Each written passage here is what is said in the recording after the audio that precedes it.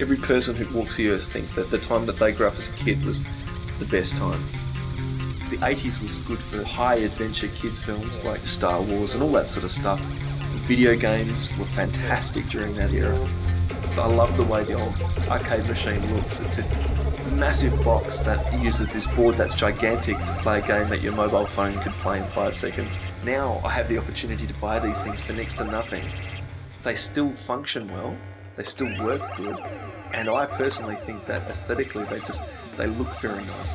Whenever I open up some vinyl and smell it, it just reminds me of being a kid. If I'm up in my shed and I'm playing Double Dragon with a friend of mine, it just puts you straight back into that kind of wonder of being a kid again. I think it's important not to squash out that fun side of life. If you're too serious and you're too black and white, then you need to have a balance in the middle. When I got my first 4-track and I was teaching myself to play guitar again, I used to play covers of Custard songs on my 4-track and try as best as I could to recreate it. The guitars were easy enough, the vocals, yeah, you can put some effects on them, they're vocals, that's how they work. But the electronic stuff really stuck in my head. Like, it took me a while to figure out that all the weird noises in Custard were a theremin, like all the weird buzzes and scrapes and hisses. So I thought, okay, that's cool. I stumbled across this thing called circuit bending. I thought, it's circuit bending. It's even the name I thought was really cool. Circuit, that's a cool word. Bending, that's an even cooler word.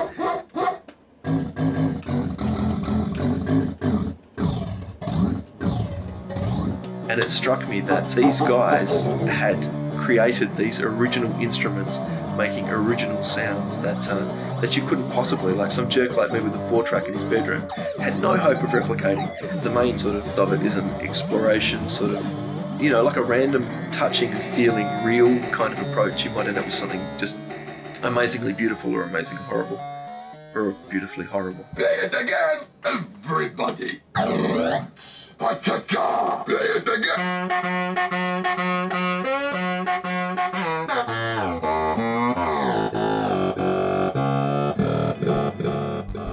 The first thing I ever bent was a Casio SK1 keyboard.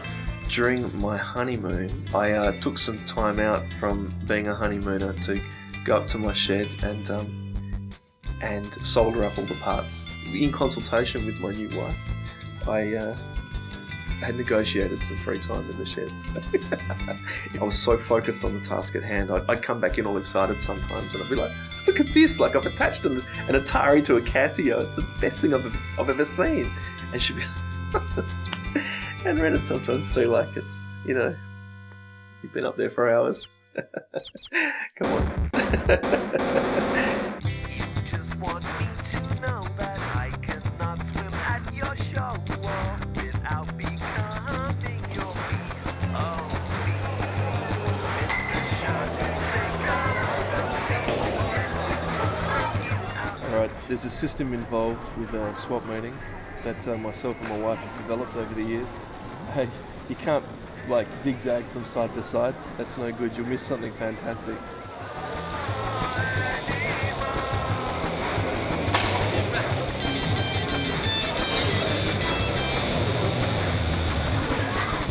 I can't even read that, I don't even, it's like, who knows what this could be. It's something amazing.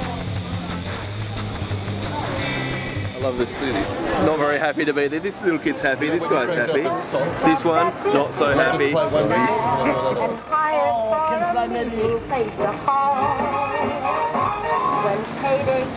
That old song they wrote this song. Easier to bend.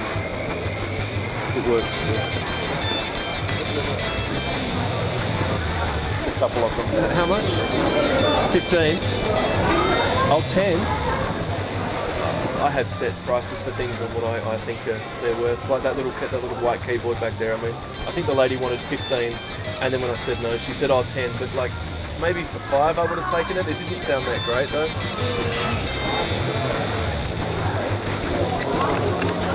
Wow, that's really nice.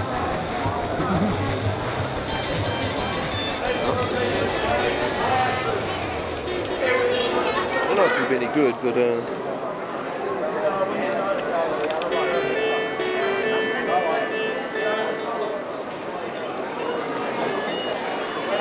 can you hear that? It already sounds good.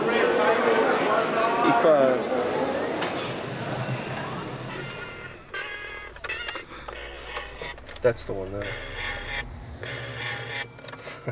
So hopefully we can do something with this.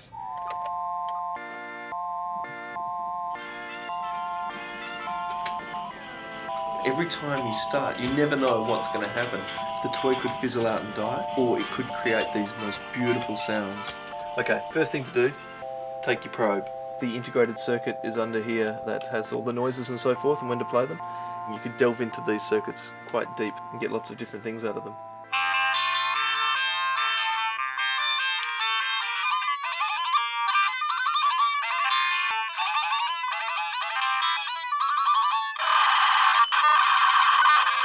Yeah.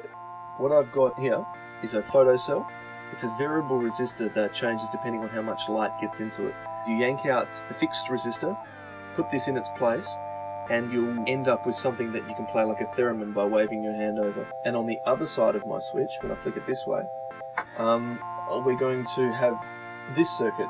It will allow a pulse of electricity to come out, which I can control with these two pots. And this one here is the rate, so you can get a very slow pulse, or we can get a very fast pulse.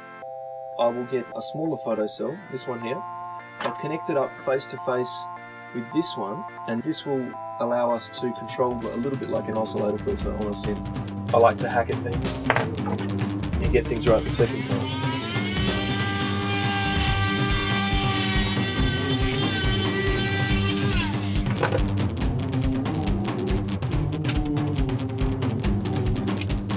That's really nice. It's always a good idea to check your knob diameter, because the last thing you need is a knob with too much diameter. Going for a touch of the hot glue now? Yeah. Something I like to do with every toy that I make is put a little bit of wire that I've reclaimed from one of my arcade machines. It's a stupid idea that I've got, but at least I know that there's some arcade machine wire in every single one of these toys. Soldering old with the circuit board is possibly the worst idea in circuit bending, so please don't have to do this. This is some wire that I got out of a rubbish bin at a hospital when my wife and I were going for an obstetrician appointment. It was a good day that day.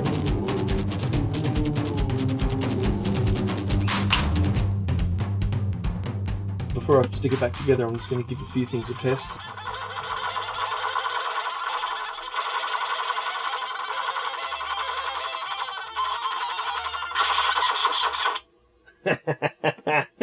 It's a smashing success. The most exciting point I find though is when you've finally stuck it all together and then you audition the toy for the first time.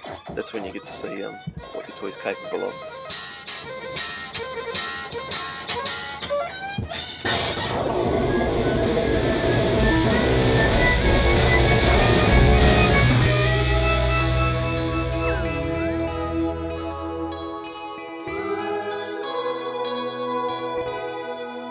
I was fortunate enough to have a really lovely childhood where I was blessed with beautiful parents and a lovely home life where I was safe and protected and looked after and didn't have to worry about anything.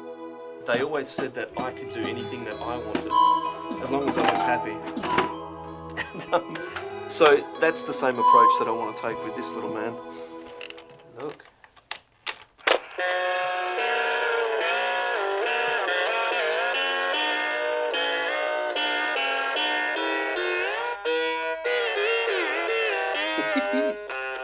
Yeah, I'm a total charm. I guess I was playing with all these kids' toys before, but now I've got a bit of a better excuse anyway. In year 4, I did classical music at school. I dropped out of that though because it was more like a chore than fun. So I just taught myself to play power chords, and that's all you really need to know. I was 18, just going out to pubs and stuff, and I'd been out to see a bunch of local bands. Firstly, you'd see bands that you absolutely loved, and you get so excited about the music and thinking, wow, one day perhaps I could put on a show that good and entertain somebody as well as these guys have entertained me. And then also there was the bands that were just really horrible, and I remember just standing there going, man, anyone could do better than this. Even I could do better than this. I came up with the ridiculous idea of trying to troll RTR. And so I put together a false name, The Gizzards, and I just put my album together and went and dropped it off at RTR because I really wanted to see if it would just get played. And to my great delight, they actually played it. So it all just starts off as a joke, and then before you know it, you've been doing it for 5 or 6 years, and you end up in a spiralling black hole of stupid ideas until you come up with a Gizzard song at the end of it. There's no adults in the room, and the one child just gets to play and play and play with his toys. That's what ends up happening with the Gizzards.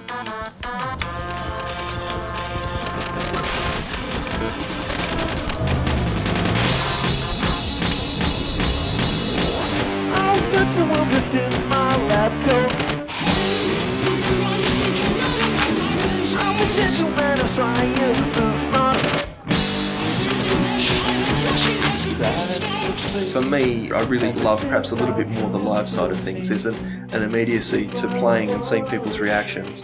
Just for that time when you're on stage, the cares of the world kind of drift away.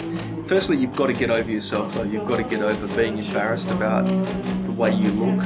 You've just got to go with it, man. Just release it all. Don't hold anything back.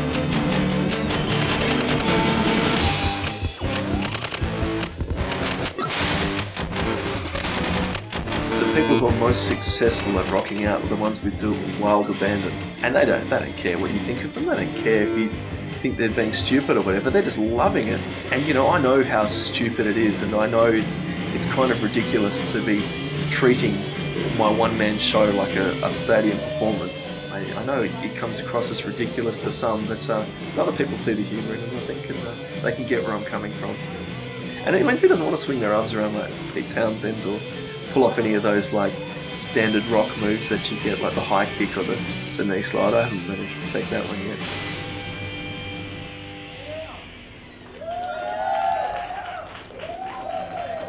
If you don't wear a cape, you don't dance around, you don't act like a fool, none of it makes sense. And as soon as you add a cape into the equation and start acting like you're doing a stadium rock show to a pub with 5 disinterested people, that's when you know you're on the right track to success.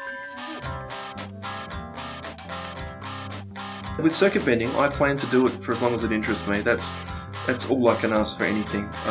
I'll keep collecting video games for as long as it interests me. One day, for whatever reason, I might decide enough's enough. You know, I don't have the space. It no longer bothers me. Everything's on my terms, I think. I'll keep playing in bands as long as it interests me. I'll keep acting like a fool as long as I feel like doing that, and I'll keep, you know, playing around with old records as long as it interests me. I can't really say how long it'll be before I lose interest. I mean, but can't see it being anytime soon.